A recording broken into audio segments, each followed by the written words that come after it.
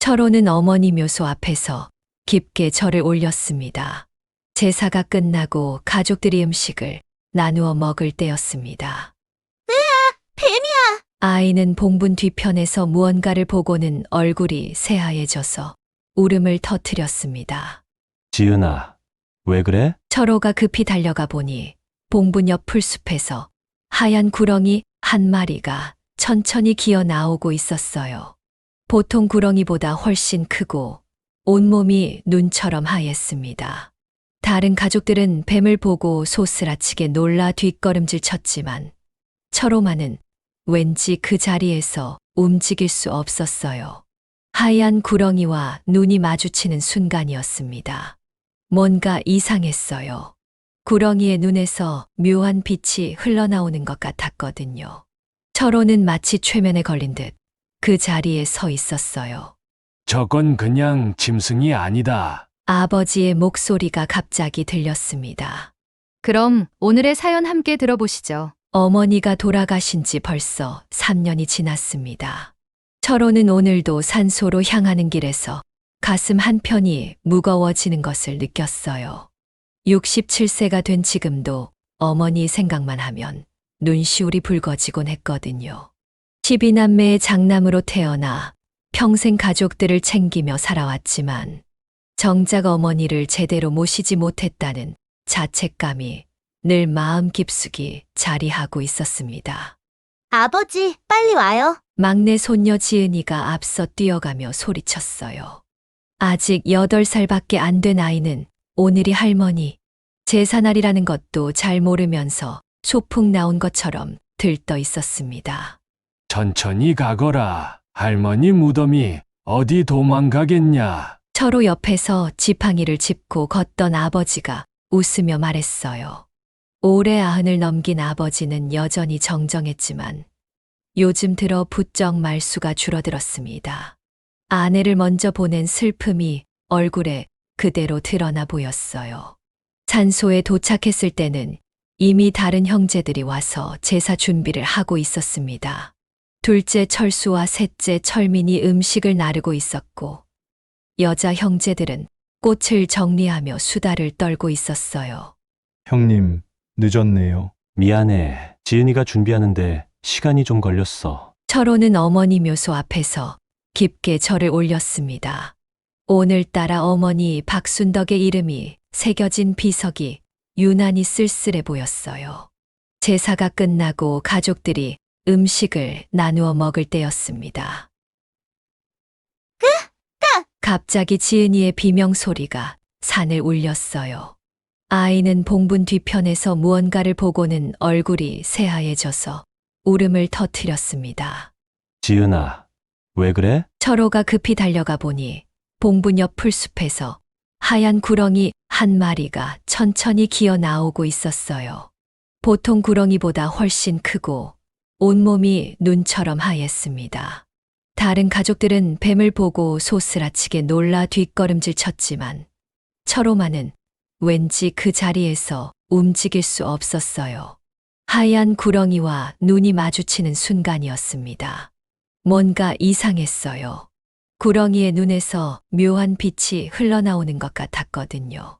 그리고 구렁이는 철호를 한참 바라보더니 고개를 돌려 봉분의 특정 부분을 가리키듯 했습니다. 철호야, 위험해. 뒤로 물러서. 철수가 소리쳤지만 철호는 마치 최면에 걸린 듯 그 자리에 서 있었어요. 구렁이는 봉분 주위를 한 바퀴 돌더니 다시 철호를 바라봤습니다. 그리고 산 아래쪽을 향해 고개를 돌리며 무언가를 말하려는 듯 했어요. 저건 그냥 짐승이 아니다. 아버지의 목소리가 갑자기 들렸습니다. 모든 사람이 아버지를 바라봤어요. 할아버지, 뭐라고 하셨어요? 저 하얀 구렁이 말이야. 보통 구렁이가 아니야. 저런 건 함부로 건드리면 안 된다. 아버지의 얼굴이 심각해졌어요. 철호는 어릴 적 아버지에게서 들었던 이야기들이 떠올랐습니다. 철호에게는 남들과 다른 특별한 능력이 있었어요. 어릴 때부터 죽은 사람의 목소리를 들을 수 있었거든요. 12살 때였나요? 돌아가신 할머니가 꿈에 나타나서 마루 밑에 숨겨둔 돈을 찾아라고 하셨어요. 정말로 마루 밑을 파보니 할머니가 몰래 모아둔 돈이 나왔었습니다. 하지만 시간이 지나면서 그런 능력은 점점 사라졌어요. 아니, 사라진 줄 알았어요. 철호 오빠, 그만 들어가요. 무서워 죽겠어요. 여동생 철순이가 떨리는 목소리로 말했어요. 다른 가족들도 모두 불안한 표정이었습니다. 그때였어요. 하얀 구렁이가 갑자기 몸을 일으켜 세우더니 봉분의 한 지점을 다시 가리켰습니다. 그리고 철호를 향해 고개를 끄덕이는 것 같았어요. 순간 철호의 귓가에 희미한 목소리가 들려왔습니다. 철호야. 가슴이 쿵쾅거렸어요. 그 목소리는 분명 어머니의 목소리였습니다. 어머니? 철호가 작게 중얼거렸지만 다른 가족들에게는 들리지 않았어요. 하얀 구렁이는 철호의 반응을 본 듯 고개를 끄덕이더니 천천히 풀숲 속으로 사라져 갔습니다. 철호야, 괜찮냐? 얼굴이 하얘졌구나. 아버지가 걱정스럽게 물었어요. 아니에요, 아버지. 그냥 좀 이상했어요. 철호는 아직도 가슴이 두근거리고 있었어요. 어머니의 목소리가 계속 귓가에 맴돌았거든요. 형님, 설마 저 뱀 때문에 뭔가 느끼신 거 아니죠? 철수가 반신반의하며 물었어요. 가족들 중에서도 철호의 어릴 적 능력을 기억하는 사람들이 있었거든요. 그런 미신 같은 소리 하지 마요. 요즘 세상에 무슨 뱀이 메시지를 준다고. 막내 철영이가 손사래를 치며 말했어요. 하지만 철호는 확신했어요. 분명 어머니가 무언가를 말하려고 하신다는 것을. 그리고 그 하얀 구렁이가 어머니의 전령 같은 역할을 하고 있다는 것을. 집으로 돌아가는 길에도 철호의 마음은 계속 무거웠어요. 어머니의 목소리가 자꾸 들려오는 것 같았거든요. 희미하지만 분명히 뭔가를 말하고 계셨어요. 철호야, 내 말을 들어다오. 그날 밤 철호는 잠을 이룰 수 없었습니다. 어머니의 목소리와 하얀 구렁이의 모습이 계속 머릿속을 맴돌았어요. 뭔가 중요한 일이 일어날 것 같은 예감이 들었습니다. 사흘이 지났지만 철호는 여전히 잠을 제대로 이루지 못했어요. 어머니의 목소리가 계속 들려왔거든요. 밤마다 꿈속에서 어머니가 나타나서 무언가를 말하려고 하셨지만 정작 깨고 나면 기억이 희미해졌습니다. 다만 한 가지는 확실했어요. 어머니가 매우 괴로워하고 계신다는 것. 여보, 또 잠 못 잤어요? 아내 영숙이가 걱정스러운 표정으로 물었어요. 철호의 얼굴에는 깊은 다크서클이 패여 있었습니다. 괜찮아. 그냥 좀 신경이 쓰여서. 혹시 그 하얀 뱀 때문이에요? 철수 씨가 전화해서 형님이 요즘 이상하다고 하던데. 철호는 대답하지 못했어요. 가족들에게 어머니의 목소리가 들린다고 말하면 걱정만 끼칠 것 같았거든요. 오늘은 더 이상 참을 수가 없었습니다. 철호는 혼자 산소로 향했어요. 오후 늦은 시간이라 산은 고요했고 바람 소리만 나뭇가지 사이로 스며들었습니다. 어머니 묘소 앞에 무릎을 꿇고 앉았어요. 어머니, 정말 무슨 일이 있으신 거예요? 제가 뭘 해야 하는지 알려주세요. 철호의 목소리는 떨리고 있었어요. 67세가 된 장성한 어른이 어머니 앞에서는 여전히 어린아이 같았습니다. 그때였어요. 풀숲이 바스락거리더니 그 하얀 구렁이가 다시 나타났어요. 이번에는 더 천천히 마치 철호를 기다렸다는 듯이 움직였습니다. 철호의 심장이 빨리 뛰기 시작했어요. 구렁이는 봉분 주위를 돌기 시작했어요. 한 바퀴, 두 바퀴, 계속 같은 자리를 맴돌았습니다. 그리고 특정 지점에서 멈춰 서더니 고개를 들어 철호를 바라봤어요. 바로 그 순간이었습니다. 철호야, 어머니의 목소리가 또렷하게 들려왔어요. 이번에는 분명히 들렸습니다. 어머니! 철호가 벌떡 일어섰어요. 온몸에 소름이 돋았습니다. 무거워. 숨이 막혀. 철호야, 도와줘. 어머니의 목소리는 괴로움으로 가득 차 있었어요. 철호의 가슴이 미어지는 것 같았습니다. 어머니, 뭐가 무거우세요? 어디가 아프세요? 하지만 대답은 없었어요. 대신 하얀 구렁이가 봉분의 한 지점을 계속 가리키고 있었습니다. 철호는 구렁이가 가리키는 곳을 자세히 살펴봤어요. 다른 곳과 달리 그 부분만 흙이 조금 주저앉아 보였습니다. 그리고 손으로 만져보니 흙이 다른 곳보다 축축하고 느슨했어요. 뭔가 이상했습니다. 철호는 급히 집으로 돌아가 동사무소에 전화를 걸었어요. 네, 묘지 관리 담당자입니다. 안녕하세요. 저 박철호라고 하는데요. 어머니 산소에 문제가 있는 것 같아서 확인을 부탁드리고 싶습니다. 어떤 문제 말씀이신가요? 철호는 하얀 구렁이 이야기는 빼고 봉분 주변 흙의 상태만 설명했어요. 담당자는 며칠 후에 직접 나와서 확인해 보겠다고 했습니다. 그날 저녁 철호는 형제들을 모두 불러 모았어요. 형님, 갑자기 왜 이래요? 철수가 의아한 표정으로 물었어요. 다른 형제들도 모두 궁금해 했습니다. 어머니, 산소에 문제가 있는 것 같아요. 문제라니, 무슨 문제요? 셋째, 철민이 놀라서 물었어요. 철호는 지난 며칠간의 일을 차근차근 설명했어요. 하얀 구렁이 이야기와 어머니의 목소리를 들은 것까지 모두 털어놨습니다. 형제들의 반응은 예상했던 대로였어요. 형님, 요즘 스트레스를 많이 받으셨나 봐요. 뱀이 무슨 메시지를 준다고. 그래요, 형님. 너무 신경 쓰지 마세요. 그냥 우연의 일치예요. 하지만 아버지만큼은 달랐어요. 철호 말이 맞을지도 모른다. 모든 사람이 아버지를 바라봤어요. 할아버지, 설마 정말 믿으시는 거예요? 너희들은 몰라. 철호는 어릴 때부터 남다른 감각이 있었어. 그때 할머니 말씀도 맞아떨어졌잖아. 아버지의 목소리는 진지했어요. 철호는 가슴 한편이 따뜻해지는 것을 느꼈습니다. 그래도 할아버지, 요즘 세상에 그런 일이 어디 있어요? 막내 철영이가 여전히 의심스러워했어요. 있어. 우리 마을에서는 옛날부터 하얀 구렁이를 신성하게 여겼어.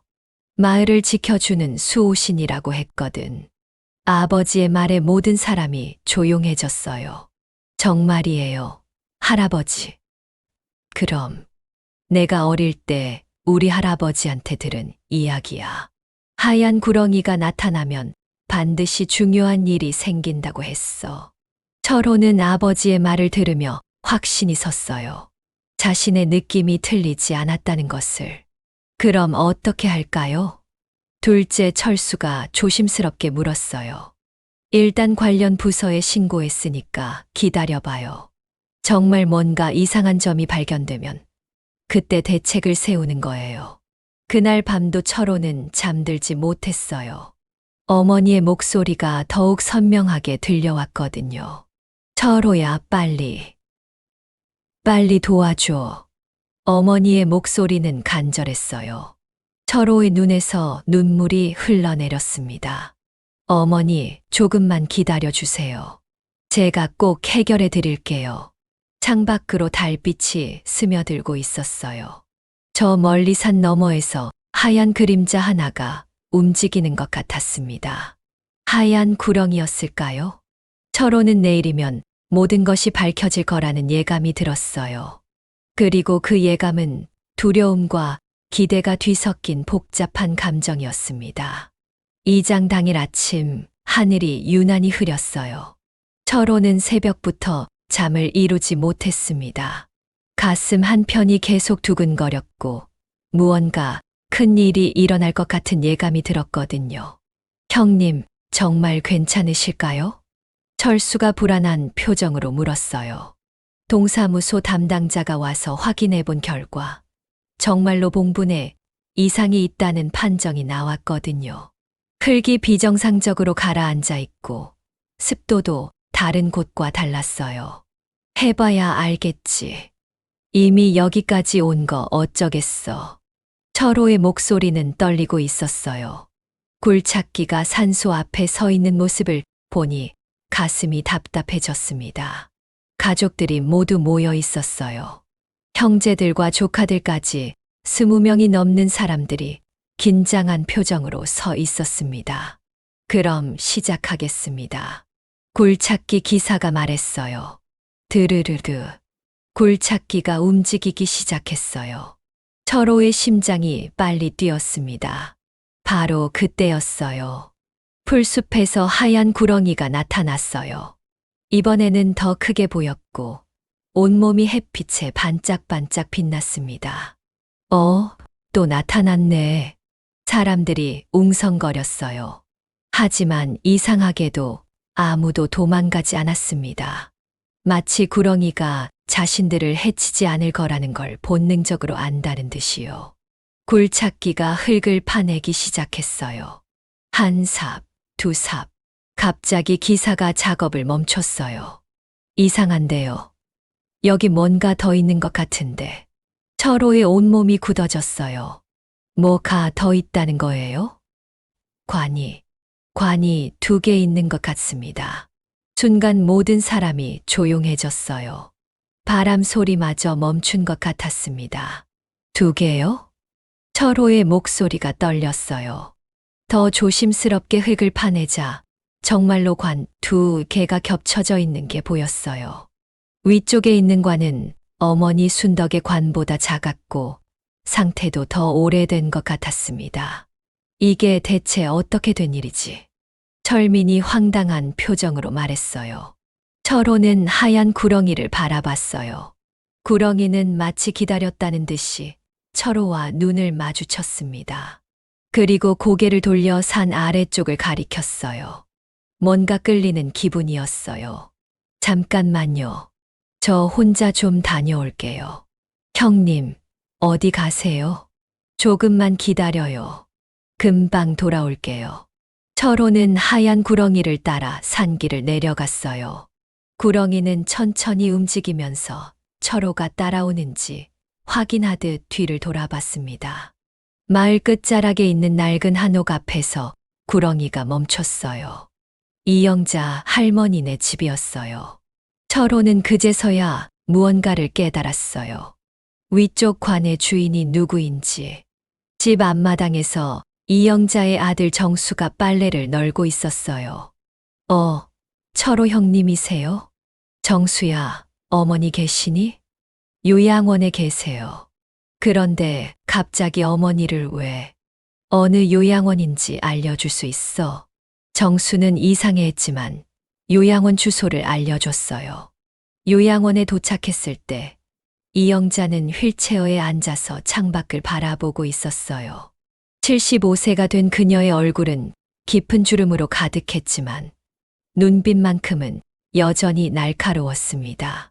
이영자 할머니, 누구야? 영자가 고개를 돌렸어요. 철호를 보자 얼굴이 굳어졌습니다. 박철호, 할머니, 우리 어머니 산소에서 이상한 일이 일어났어요.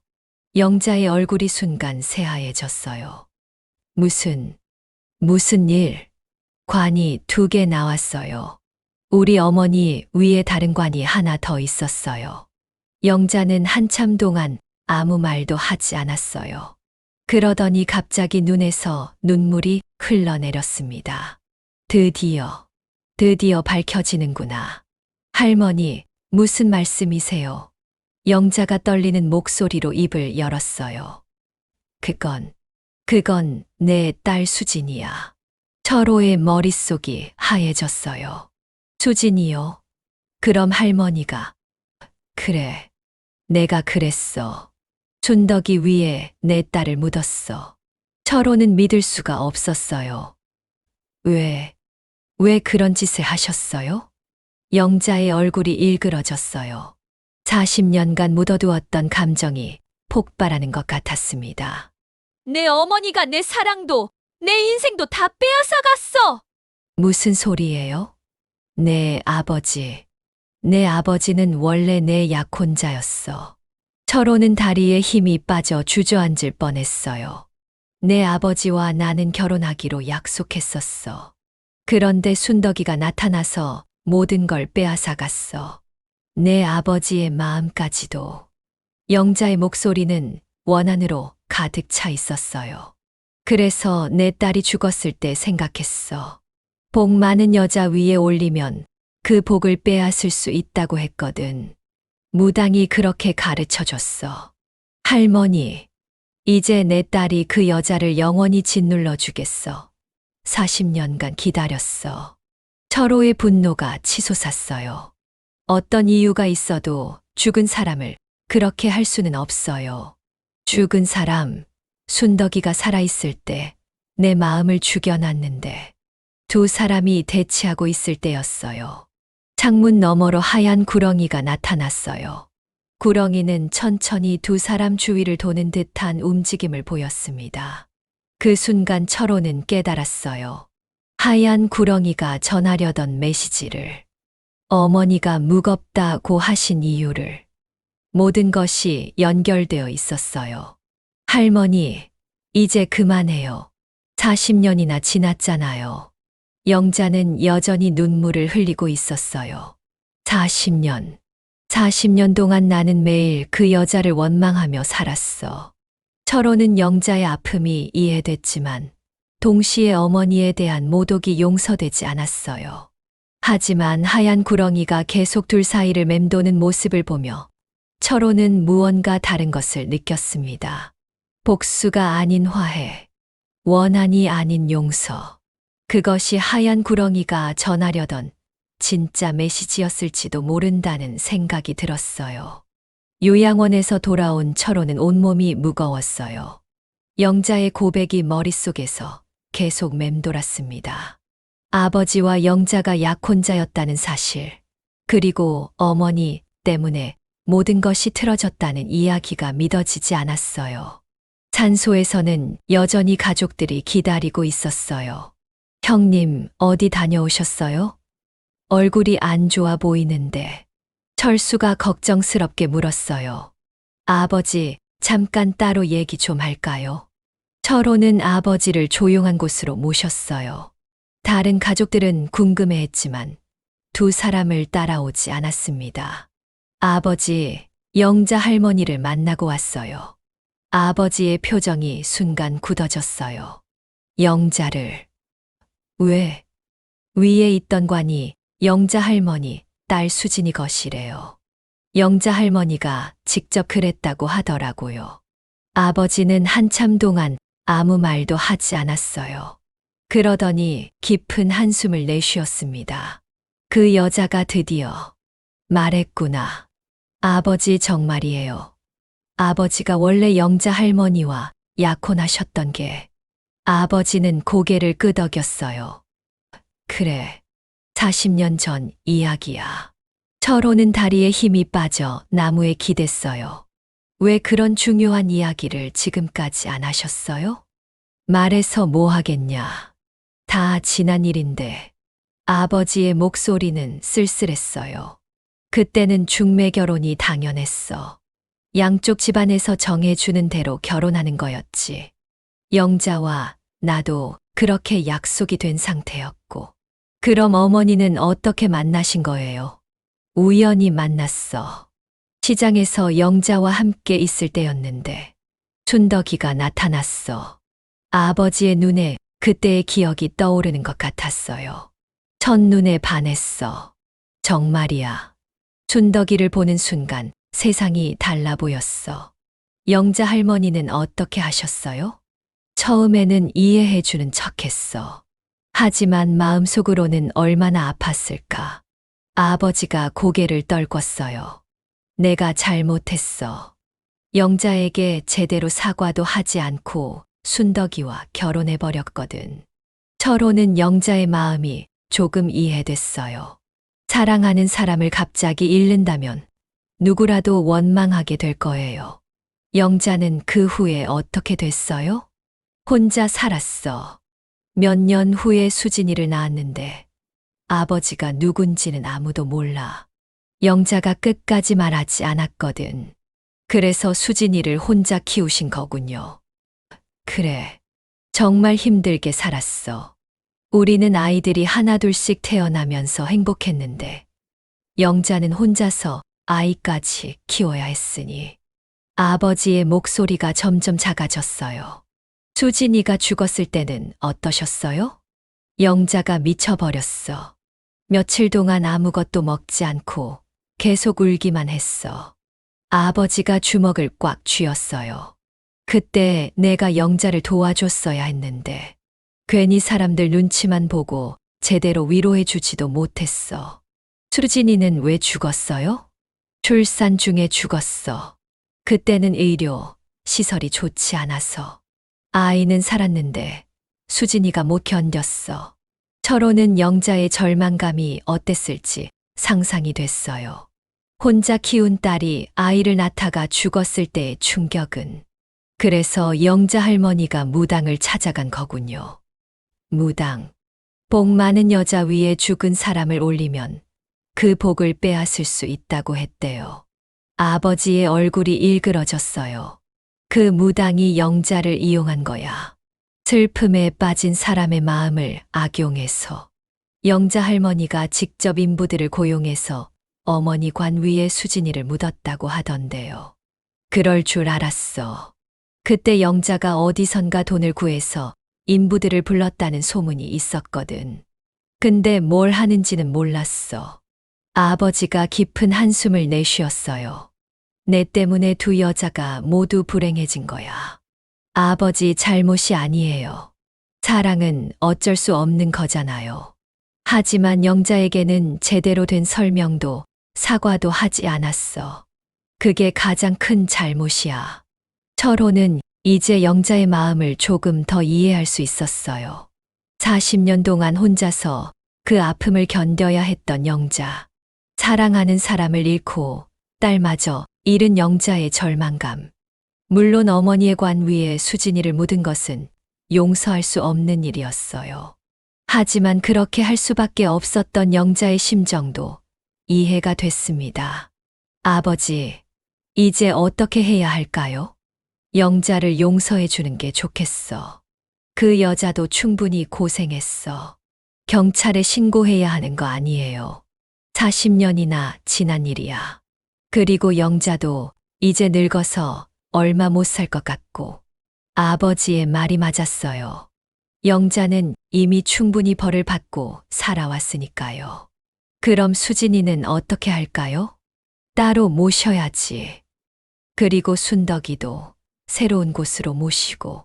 철호는 고개를 끄덕였어요. 그때 멀리서 하얀 구렁이가 보였어요. 구렁이는 두 사람을 바라보며 고개를 끄덕이는 것 같았습니다. 마치 올바른 결정을 했다고 말하는 것처럼요. 아버지, 영자 할머니에게 가서 직접 사과하시는 게 어때요? 지금 40년 늦었지만 그래도 해야 할 말은 해야 하지 않을까요? 아버지는 한참 생각하더니 고개를 끄덕였어요. 그래, 그게 맞겠어. 두 사람은 다시 요양원으로 향했어요. 40년간 묻어두었던 이야기들을 정리할 시간이었습니다. 요양원에 다시 도착했을 때 영자는 여전히 창가에 앉아 있었어요. 아버지를 보자 영자의 얼굴이 굳어졌습니다. 40년 만의 재회였거든요. 박씨, 영자야. 아버지의 목소리는 떨리고 있었어요. 두 사람 모두 늙었지만 그 순간만큼은 40년 전의 젊은 남녀 같았습니다. 늦었지만 미안하다. 아버지가 고개를 숙였어요. 90세가 넘은 노인이 깊게 절을 하는 모습을 보니 철호의 가슴이 뭉클해졌습니다. 지금 와서 무슨 소용이야. 영자의 목소리는 차갑기만 했어요. 그래도 해야 할 말이야. 40년 동안 너한테 너무 미안했어. 미안하면 다 돼. 내 인생 돌려줄 거야? 영자가 울먹였어요. 하지만 눈물 속에서도 어린아이 같은 모습이 보였습니다. 철호는 조용히 지켜봤어요. 이건 두 노인이 풀어야 할 40년 된 상처였거든요. 돌려줄 수는 없어. 하지만 내가 얼마나 힘들었는지는 알아. 알기나 해. 너는 행복하게 살았잖아. 아이들도 많이 낳고 부인도 사랑하고. 영자의 목소리가 점점 높아졌어요. 나는 혼자서 수진이 키우느라 얼마나 고생했는데. 알아. 다 내 잘못이야. 아버지가 또다시 고개를 숙였어요. 그때 너한테 제대로 설명도 안 하고 갑자기 결혼한다고 했지. 정말 미안해. 영자는 한참 동안 울었어요. 40년간 참아왔던 눈물이 터져 나오는 것 같았습니다. 수진이가 죽었을 때 너희는 뭐 했어? 너희 집은 잔치 소리가 들렸어. 막내 아들 돌잔치였나? 그날이 내 딸이 죽은 날이었어. 아버지의 얼굴이 창백해졌어요. 몰랐어. 정말 몰랐어. 몰랐다고?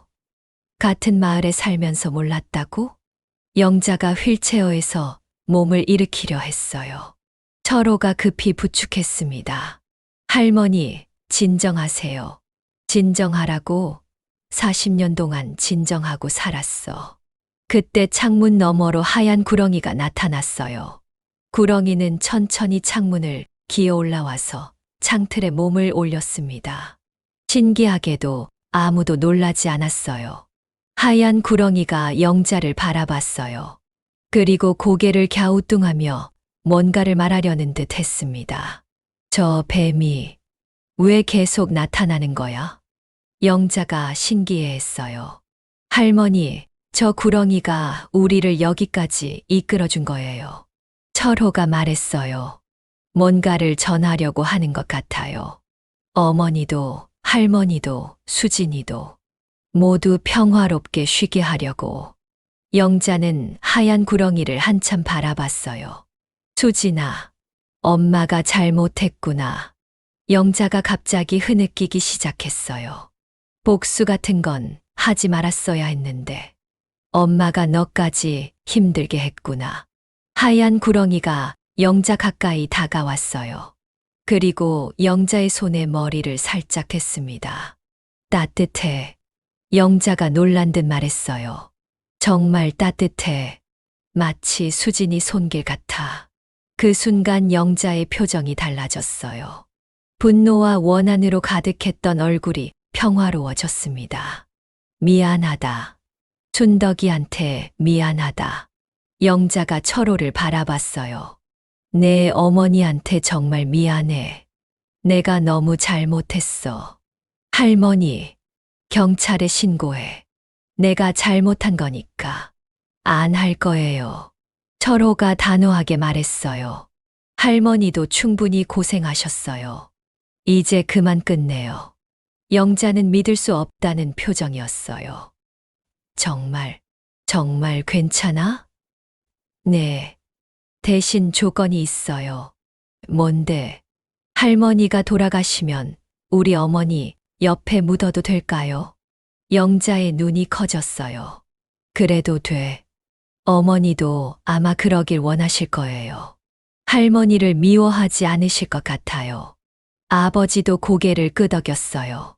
춘덕이는 마음이 넓은 사람이었어. 분명 영자를 이해해 줄 거야. 영자는 한참 동안 울었어요. 이번에는 슬픔의 눈물이 아니라 안도의 눈물이었습니다. 고마워. 정말 고마워. 하얀 구렁이가 영자의 손에서 천천히 물러났어요. 그리고 창밖으로 나가면서 철호와 아버지를 바라봤습니다. 구렁이의 눈에서 고마움의 빛이 보이는 것 같았어요. 며칠 후 수진이의 관을 따로 모시는 일이 있었어요. 영자가 정성껏 고른 좋은 자리였습니다. 그리고 순덕의 관은 마을에서 가장 좋다는 명당 자리로 옮겼어요. 이장하는 날 하얀 구렁이가 마지막으로 나타났어요. 구렁이는 새로운 순덕의 무덤 주위를 한 바퀴 돌더니 수진이의 무덤 쪽도 바라봤습니다. 그리고 하늘을 향해 고개를 들었어요. 마치 모든 게 잘 해결됐다고 말하는 것 같았습니다. 할머니, 이제 마음이 좀 편해지셨어요? 철호가 영자에게 물었어요. 그래. 40년 만에 처음으로 마음이 편해. 영자의 얼굴에는 평화로운 미소가 있었어요. 수진아, 이제 엄마도 곧 갈게. 조금만 기다려. 그날 밤부터 영자의 몸이 급격히 약해지기 시작했어요. 마치 모든 일이 해결되자 긴장이 풀린 것 같았습니다. 철호는 매일 요양원을 찾아가 영자를 돌봤어요. 정말 고마워, 철호야. 별 말씀을요, 할머니. 내가 용서해주지 않았다면 나는 죄책감을 안고 죽었을 거야. 영자의 목소리는 점점 작아지고 있었어요. 할머니, 오래오래 사세요. 아니야. 이제 갈 때가 됐어. 수진이가 기다리고 있어. 영자는 평화로운 표정으로 눈을 감았어요. 그리고 며칠 후 조용히 숨을 거두었습니다. 영자가 세상을 떠난 날은 봄비가 내리는 조용한 오후였어요.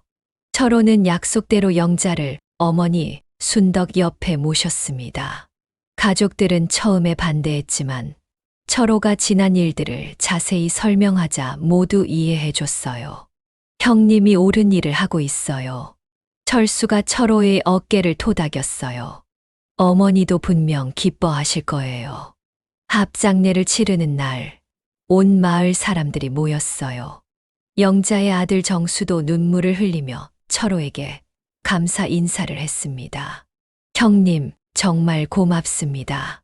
어머니가 마지막에 그렇게 평화로우실 수 있었던 건 형님 덕분이에요. 당연한 일이었어요. 철호는 2개의 무덤 앞에서 깊게 절을 올렸어요. 어머니, 이제 편히 쉬세요. 영자 할머니도 함께요. 바로 그때였어요. 저 멀리서 하얀 구렁이가 나타났어요. 이번에는 더욱 크고 아름다워 보였습니다. 사람들이 웅성거렸지만 아무도 무서워하지 않았어요. 이제 모든 사람이 그 구렁이가 특별한 존재라는 걸 알고 있었거든요. 하얀 구렁이는 천천히 2 무덤 사이로 다가왔어요. 그리고 순덕의 무덤을 한 바퀴 돌더니 영자의 무덤도 한 바퀴 돌았습니다. 마치 2 사람에게 인사를 하는 것 같았어요. 구렁이는 철호를 바라봤어요. 그 눈에는 깊은 고마움이 담겨 있었습니다. 고마워, 구렁이야. 내가 없었다면 이 모든 일이 불가능했을 거야. 철호가 작게 속삭였어요. 하얀 구렁이는 고개를 끄덕이더니 갑자기 몸을 하늘 높이 들어 올렸어요. 그리고 신기하게도 하늘로 올라가기 시작했습니다. 구렁이가 하늘로. 사람들이 놀라서 올려다봤어요. 하얀 구렁이는 점점 높이 올라가더니 구름 속으로 사라져 갔습니다. 마치 자신의 임무가 끝났다고 말하는 것 같았어요. 할아버지, 저 구렁이 어디로 간 거예요? 막내 손녀 지은이가 물었어요. 하늘나라로 갔단다. 할머니들을 지켜주러. 아버지가 웃으며 대답했어요. 그날부터 철호는 정기적으로 2 무덤을 찾아갔어요. 매주 꽃을 가져다 놓고 2 분의 안부를 물었습니다. 어머니, 영자 할머니 잘 지내세요? 어느 날은 정수도 함께 와서 어머니에게 인사를 했어요. 어머니, 순덕 할머니와 사이좋게 지내세요. 신기하게도 그날부터 철호에게는 더 이상 죽은 사람의 목소리가 들리지 않았어요. 대신 마음이 평화로워졌습니다.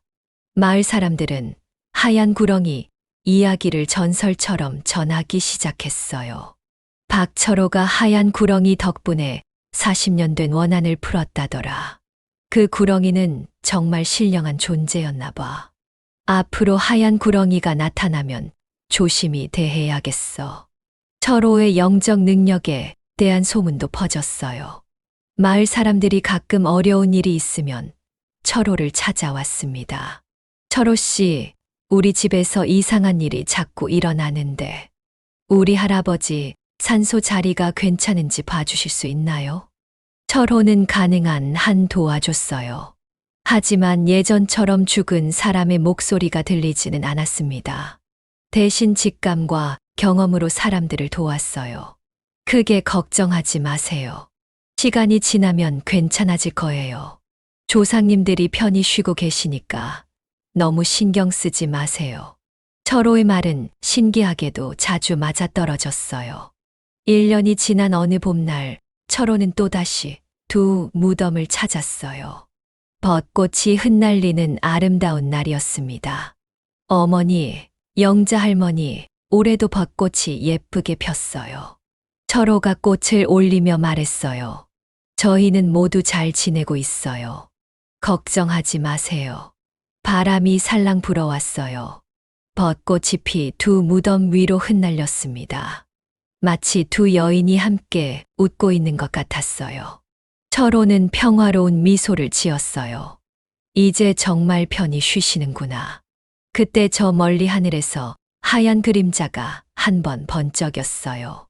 구름 사이로 스쳐 지나가는 하얀 무언가였습니다. 하얀 구렁이일까요? 철호는 확신할 수 없었지만 분명히 느꼈어요. 두 분이 정말 평화롭게 쉬고 있다는 것을. 그리고 모든 원한과 아픔이 사라졌다는 것을.